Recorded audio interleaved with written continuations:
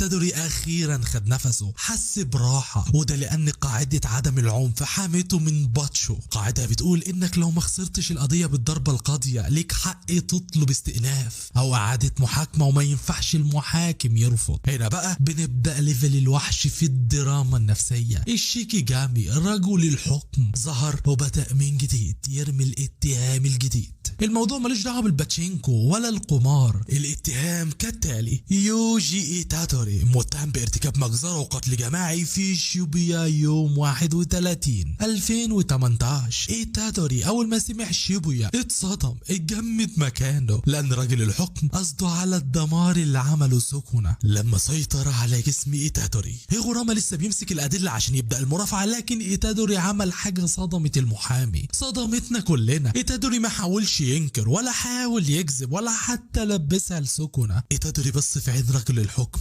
وبكل ثبات قال: انا مذنب، ده فعلا اللي حصل، انا مش هنكر اللي حصل. إيتادوري قرر يشيل المسؤولية كاملة عن حاجة هو ملوش ذنب فيها، عن حاجة اللي عملها هو سوكونا وهو مسيطر على جسده. رجل الحكم في اللحظة دي اتقلب وحش مرعب، عيني بدأت تنزف دم من كتر الغضب، اطلق حكمه النهائي بصرخة هزت المكان. مذنب. العقوبة المرة دي ما كانتش سحب طاقة، العقوبة كانت المصادرة ومعناها حكم الإعدام. يوجي إيتادوري حاليا محكوم عليه بالموت في المحكمة، والقتال الجاي مش هيكون مجرد طحن ورزع، ده هيكون معركة للبقاء ضد حكم ملوش أي استئناف. في لحظة نطق الحكم الشاكوش بتاع هيغوراما اتحول لسلاح مرعب اسمه سيف الإعدام.